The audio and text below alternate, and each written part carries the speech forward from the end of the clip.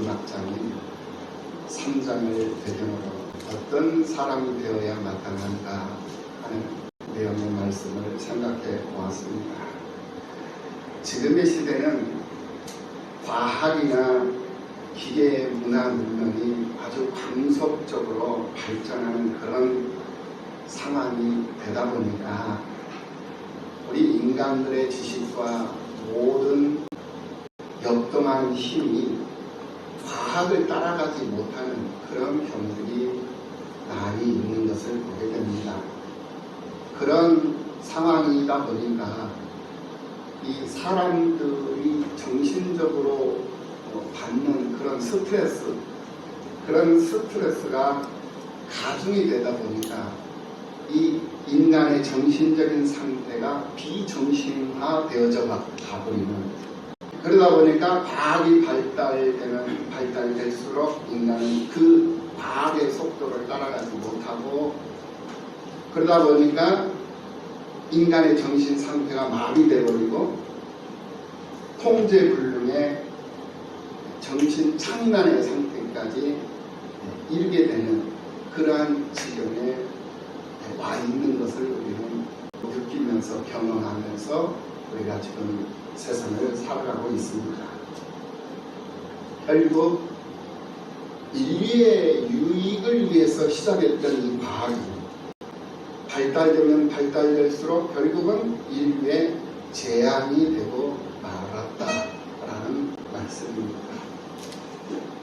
그러므로 마지막 때를 살고 있는 우리는 첫 번째로 우리의 믿음이 깨어 있어야 한다는 거예요.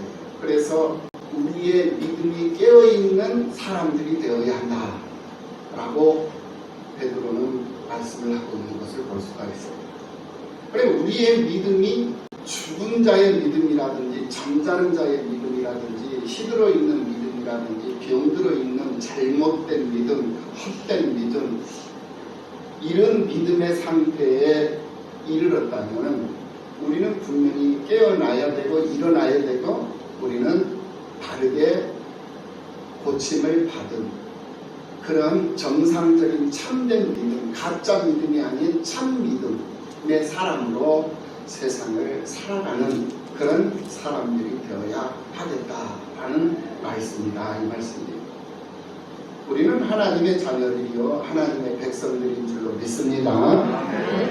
하나님의 백성이요 자녀된 자로서 오늘 우리는 우리가 가야 할 길이 반드시 있어요.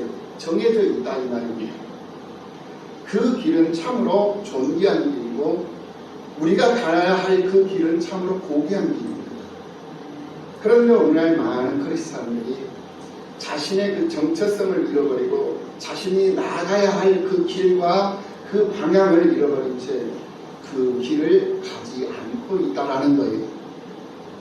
그래서 베드로 사도는 두 번째 이 서신인 이 베드로 후서를 기록을 하시면서 오늘 본문 1절 2절 말씀에서 믿음 있는 사람들의 마음을 일깨우기 위해서 이 베드로 후서 두 번째 이 서신을 쓰게 되었다라고 1절에서 소개를 하고 있는 것을 볼 수가 있어요.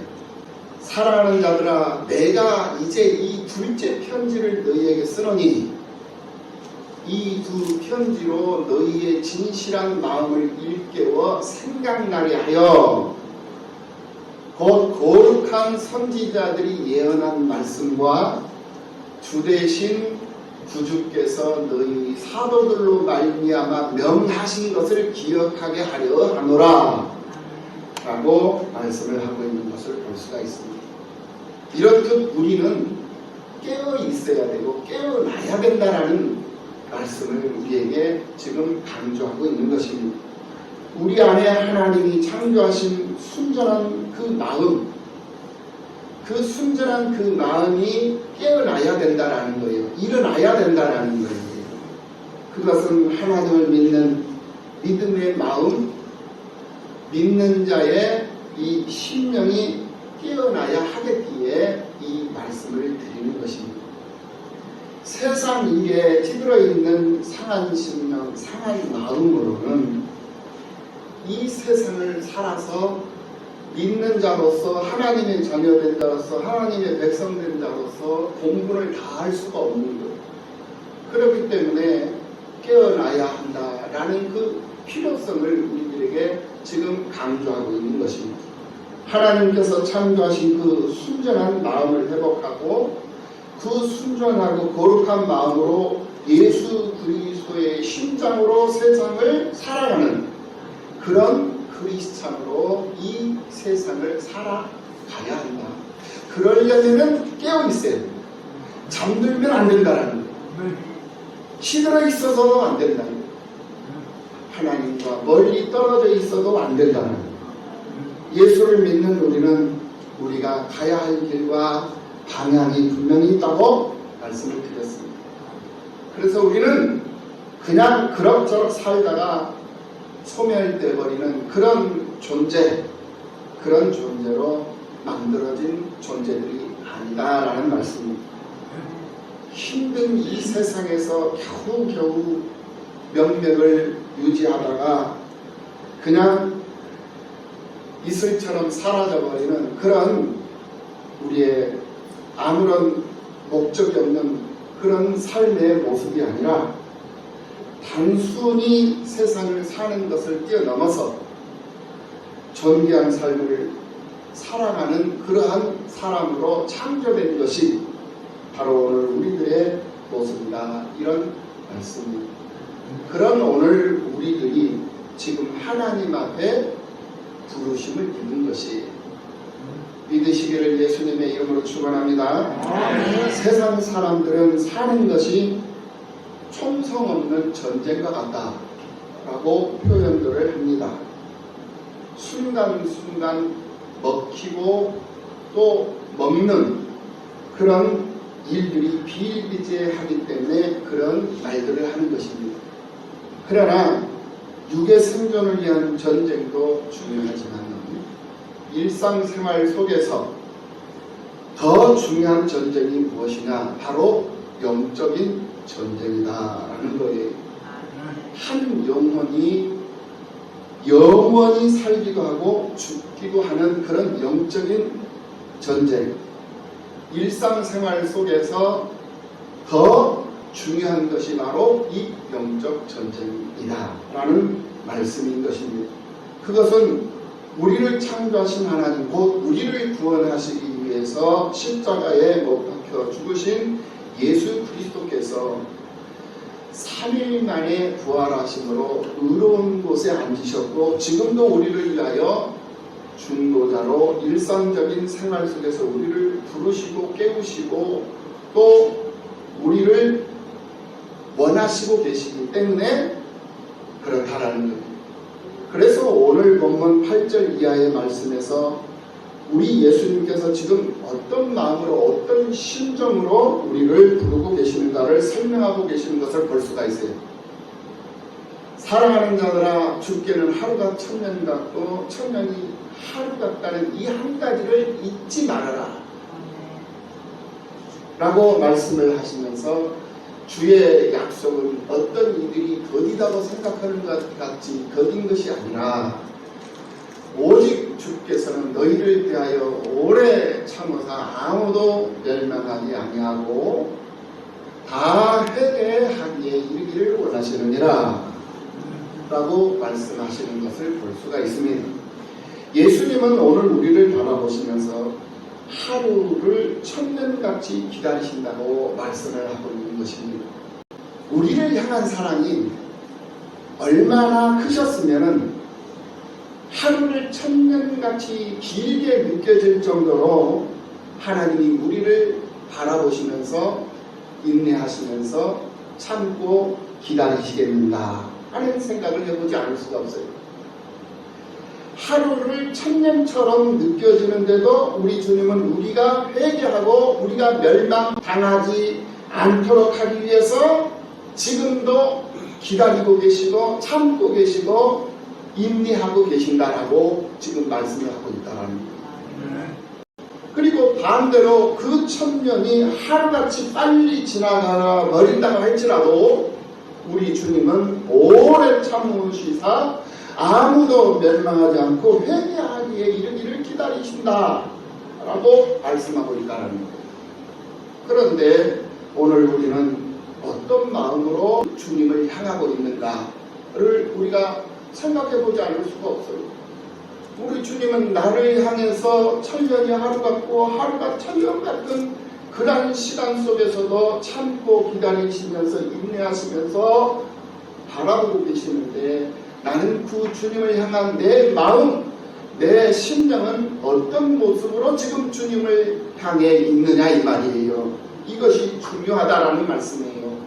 오늘 이 시간을 통해서 예수 그리스도를 믿는 우리들의 믿음이 참된 믿음으로 깨어나야 될 줄로 믿습니다.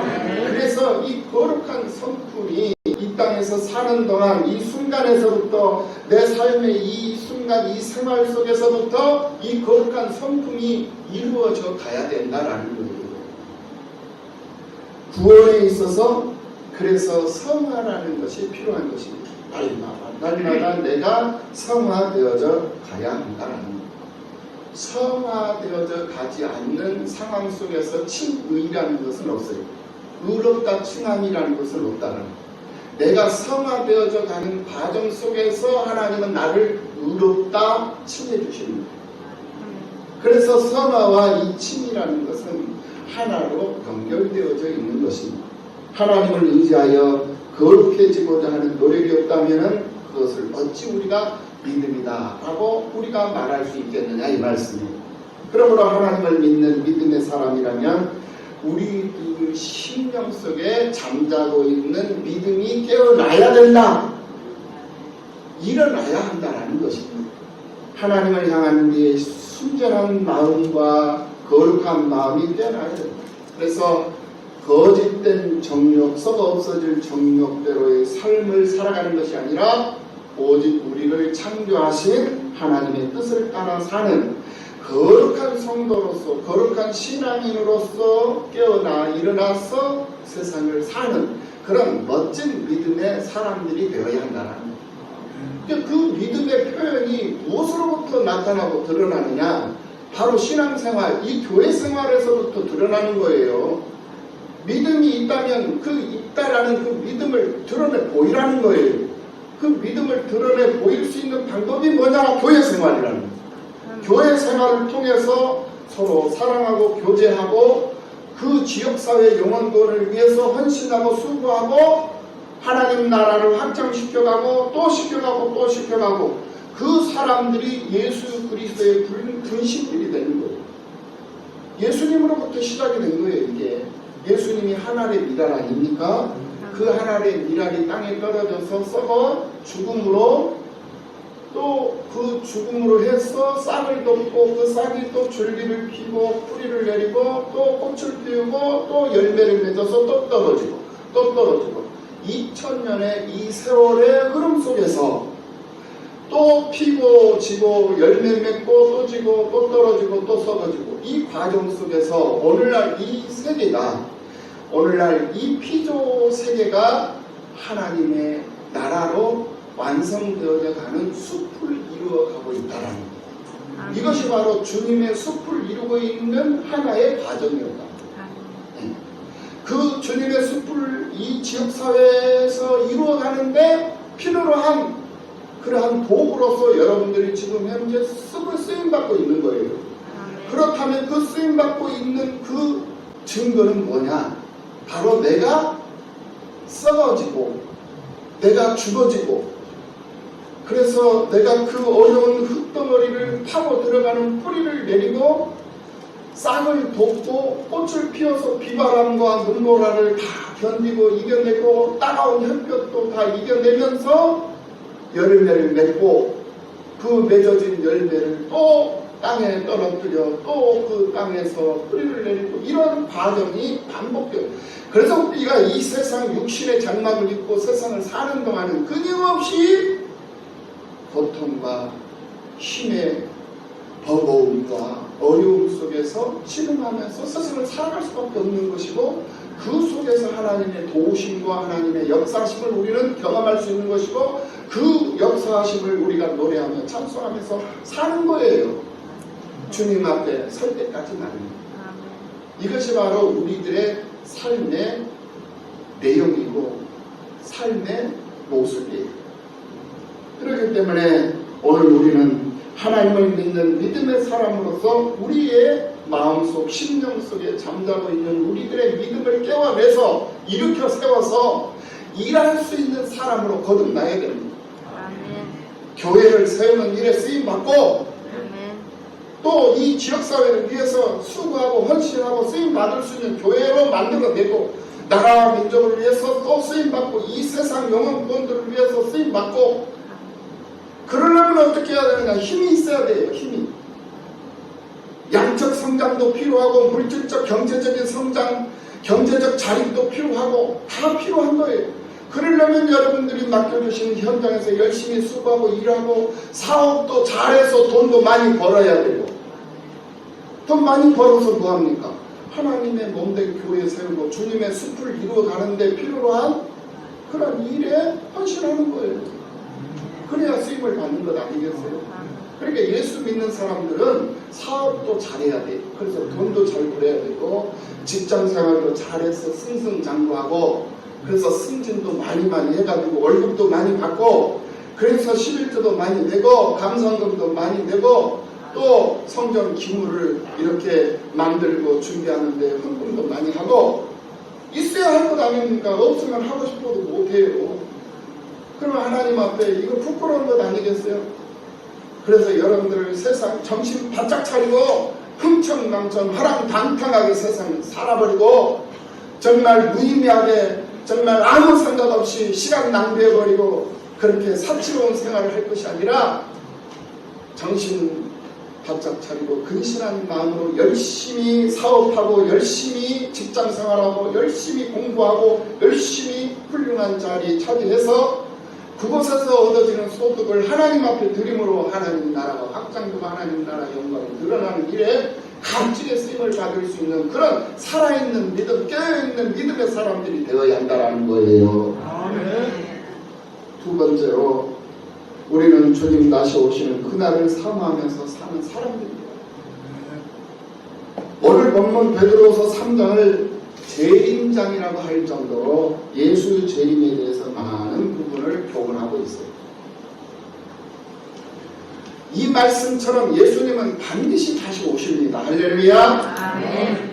죄와 허물 때문에 이 땅에서 신음하며 힘들고 살고 있는 당신의 사람들을 구원하시기 위해서 반드시 재림하실 것이다. 그 사람들, 당신의 그 사람들을 다시 회복시키기 위해서 구원하실 것이다. 이 말.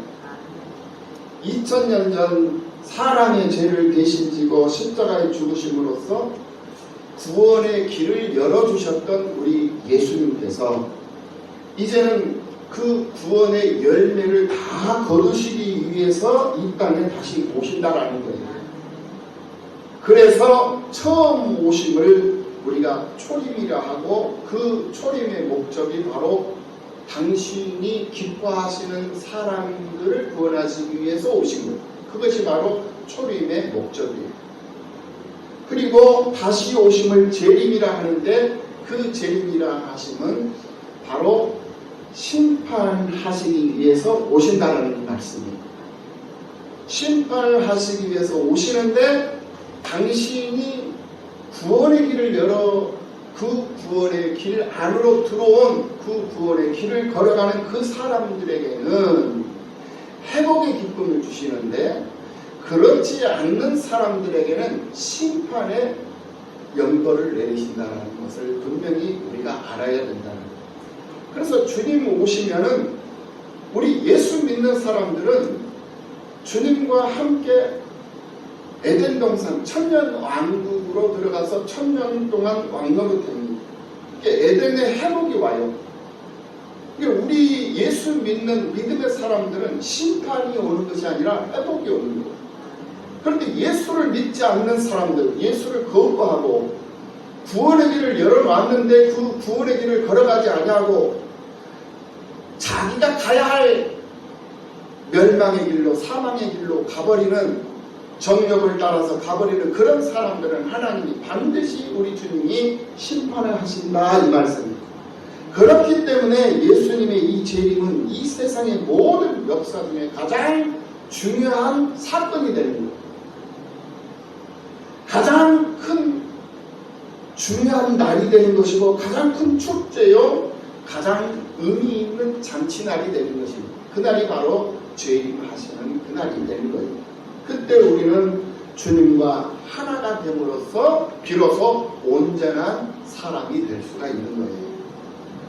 그래서 베드로는 오늘 본문 12절 말씀에서 하나님의 날이 임하기를 바라보고 간절히 사모하라고 말씀하고 있는 것을 볼 수가 있습니다.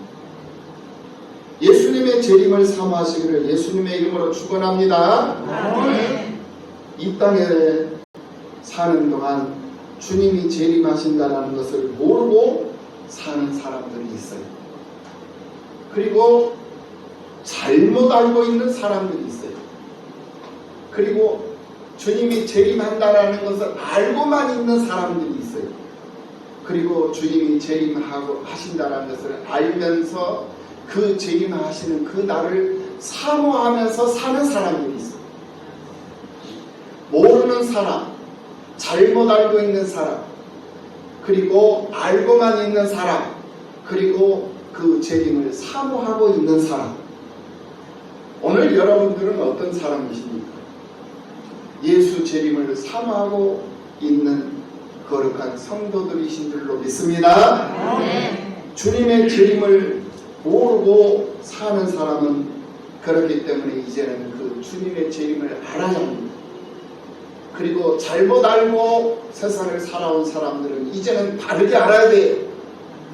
그리고 알고만 살았던 사람들은 이제는 주의 재림을 사모하는 그런 마음을 가지고 주님 앞에 섰을 때 잘하였도다 착하고 충성된 종이라 일컬음을 받을 수 있는 그런 사람이 되기 위해서 힘쓰고 애쓰며 세상을 사는 그런 성도들이 되어야 한다는 사실을 분명히 기억하시기를 예수님의 이름으로 축원합니다. 사람이 무엇을 사모한다라는 것은 그것을 준비하는 것과 매우 비슷한 말이 되는 것입니다. 의사가 되기를 사모하는 사람은 의사가 되기 위해서 끊임없이 노력을 합니다. 의사가 될 때까지 노력을 해요. 마찬가지로 훌륭한 운동선수가 되는 것도 마찬가지예요. 훌륭한 운동선수가 되기를 사모하는 사람은 열심히 밤낮 가리지 않냐고 훌륭한 운동선수가 되기 위해서 자기의 기량을 갈고 닦으면서 노력하면서 최선을 다하는 삶을 사는 거예요. 그래야 훌륭한 운동선수가 되는 것입니다. 말로는 사모한다고 하면서도 그것을 얻기 위해서 준비하고 노력하지는 않아. 그렇다면 그 사람은 거짓말하는 거예요. 그건 사모하는 것이 아니에요. 그런 롯의 사위들처럼 농담처럼 여기면서 사는 사람들이 되어버리는 거예요. 그 하나님 앞에 범죄하는 거예요. 하나님을 망령케 일컫는 거예요. 그러므로 우리는 예수 재림을 사모하면서 산다라고 한다면 사모하는 사람답게 깨어 있어야 되고 사모하는 사람답게 기도하는 자로 성령 충만한 자로 말씀 읽고 그 말씀 깨닫고 그 말씀대로 살기 위해서 몸부림치고 힘쓰고 애쓰면서 사는 그런 성도들이 되어야 한다라는 거예요. 사모한다라는 것은 크나마도 힘들고 어렵다라는 것을 내포하는 것일 수도 있습니다. 사모한다 하면서 어렵지 않고 힘들지 않고 고생하지 않고 그것이 사모하는 것이다 라고 말한다면 그 사람은 농담하는 것이고 장난치는 것밖에 되지 않는 것이다. 신앙생활을 장난하듯 신앙생활하면 되겠습니까? 신앙생활을 농담처럼 신앙생활하면 되겠느냐 이 말이에요. 이것은 있을 수 없는 일이에요. 공부 잘하기를 사모하는 학생이 공부에 집중하지 않고 딴짓을 하면서 공부를 하지 않습니다. 그거는 정상적인 그런 학생의 마음에 학생의 자세나 태도가 아니에요. 잘못된 자세의 태도다라는 거예요. 우리 신앙인들도 마찬가지입니다. 하나님 앞에 칭찬받기를 원하고 하나님의 은혜를 입기를 원하고 하나님의 기적 속 주인공이 되기를 원한다고 하면서 하나님 앞에 기도하지 않아. 모이기를 힘쓰질 않아. 하나님 앞에 정직하지도 않고 진실하지도 않고 하나님 앞에 다가서지도 않고 엎드리지도 않아. 하나님 앞에 인색하기는 짝이 없고 이러한 모습으로 하나님 앞에 믿음의 삶을 살아간다고 한다면 그 사람을 어떻게 하나님의 기적 속 주인공으로 하나님이 만들어 주시겠습니까? 한번 생각을 해보세요. 그 사람을 어떻게 하나님이 보시고 기뻐하시고 즐거워하시고 흐뭇해 하시겠느냐 이 말이에요. 형식적이고 가식적이고 농담처럼 장난하듯이 자기 기분에 좌지우지 되어서 환경에 좌지우지 되어서 배알도 없고 뿌리도 없고 근본도 없고 뼈대도 없고 그런 모습으로 바람 따라 세월 따라서 흘러버리는 그러한 뿌리가 없는 그런 믿음의 모습을 가지고 신앙생활을 한다면 그 사람을 가리켜 어찌 하나님의 기쁨이요 즐거움이라 할 수 있으며 그 사람이 어떻게 하나님을 감동시키면서 세상을 살 수 있는 사람이 될 수 있겠느냐 이 말이에요. 주님의 재림을 기다린다고 하면서 거룩한 행실과 경건의 삶을 살기 위해 수고하지 않고 힘도 들이지 아니한다면 그것은 아주 잘못된 신앙정신이요 마음가짐이라고 할 것입니다. 잘못된 거예요.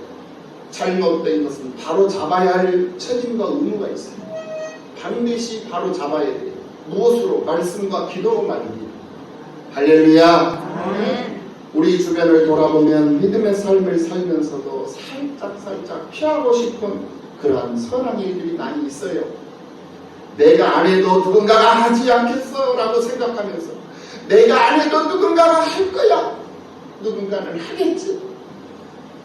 그렇게 생각하는 그 순간 그는 하나님을 잃어버리는 사람이 되는 것이고 하나님을 잊어버리고 하나님을 깜빡 잊어버리고 그런 사람이 되고 만다라는 것을 알아야 된다는 거예요. 그렇게 눈치를 보면서 자기가 해야 할 일들을 하지 않냐고 그 일을 피하면서 세상 눈은 피하겠지만은 하나님은 그것을 감찰하고 계시고 그런 생각과 행위를 책 속에다가 하나도 빠뜨리지 않냐고 기록하고 계신다는 것을 여러분 분명히 알고 계시라는 거예요. 주님 재림날에 모든 것이 다 드러난다는 사실을 우리는 잊어버리면 안 되는 것입니다. 그것은 지금 우리들의 생각과 믿음의 정도와 행위가 다 생명책에 그리고 책들에 기록된 대로 요한계시록 20장 12절 말씀에서 말씀하신 대로 낱낱이 심판을 받기 때문에 그렇다라는 거예요. 계시록 20장 12절 말씀을 봅니다. 또 내가 보니 죽은 자들이 큰 자나 작은 자나 그 모자 앞에 섰는데 책들이 펴있고 또 다른 책이 펴졌으니 곧 생명책이라 죽은 자들이 자기 행위를 따라 책에 기록된 대로 심판을 받으니 그래서 책에 기록된 대로 다 심판을 그리고 오늘 본문 10절 말씀에서도 분명히 짚어주고 있습니다. 그러나 주의 날이 도둑같이 오리니 그날에는 하늘이 큰 소리로 떠나가고 물질이 뜨거운 불에 풀어지고 땅과 그 중에 있는 모든 일이 드러나리로다. 우리의 모든 것이 다 낱낱이 드러난다는 거예요. 모든 것이 다 드러나. 그날에 선하고 복된 것으로 판명될 그것을 바라볼 수 있는 영안을 가지고 세상을 살아갈 수 있는 그런 지혜롭고 슬기로운 믿음의 사람들이 오늘 우리들이어야 한다는 사실을 잊지 마시고 믿음으로 승리하는 모두가 다 되시기를 예수님의 이름으로 축복합니다. 그래서 우리가 인격적인 인품을 가지고 세상을 살아야 하겠지만은 그런 인격적인 인품도 중요합니다. 그러나 그 인품도 중요하지만은 우리 성도들은 하나님의 성품인 신품으로 인품으로 세상을 사는 것이 아니라 신품으로 세상을 사는 그러한 성도들이 되어야 한다는 거예요. 인격적으로 세상을 사는 것도 중요합니다만 우리는 인격적으로 세상을 사는 그 단계를 한 단계 더 업데이트 시켜서 우리는 신격을 가지고 세상을 사는 그런 성도들이 되어야 한다는 말이에요. 신격, 신품으로 신격을 가지고 좀 격이 있는 삶을 살으라는 거예요. 격이 있는 삶. 그 격이 있는 삶이 뭡니까? 품어주는 것이고 덮어주는 것이고 견뎌주고 바라봐주고 함께 해주는 거예요.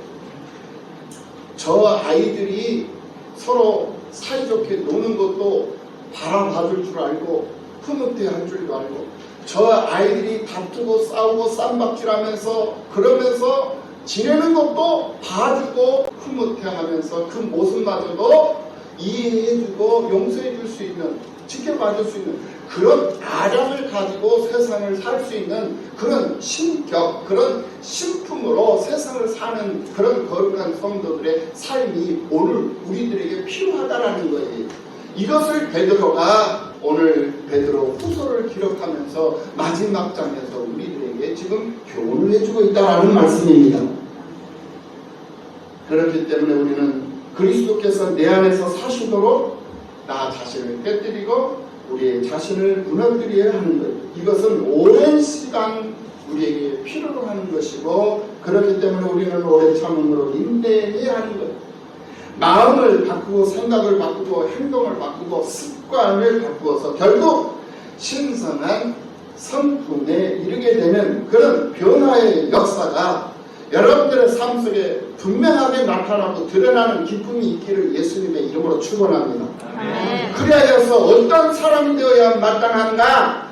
마지막 때를 세상을 살아가면서 어떤 사람이 되어야 우리가 마땅한 삶을 살아가는 것인가? 우리의 마음이 깨어 있어야 됩니다. 우리의 믿음이 깨어 있어야 됩니다. 그리고 주의 재림을 사모하는 그러한 사람, 그러한 심정으로 세상을 사는 그런 사람이 되어야 마땅한 그런 성도가 되는 것이다 라는 것을 기억하시고 믿음으로 승리하는 그런 멋진 성도들로 부족함이 없는 여러분들이 되셔서 마지막 때 주님 오실 때까지 끝까지 참고 견디고 인내해서 수고하며 헌신하며 애쓰며 땀 흘리며 쓰임받을 수 있는 여러분들로 부족함이 없으시기를 예수님의 이름으로 축복합니다.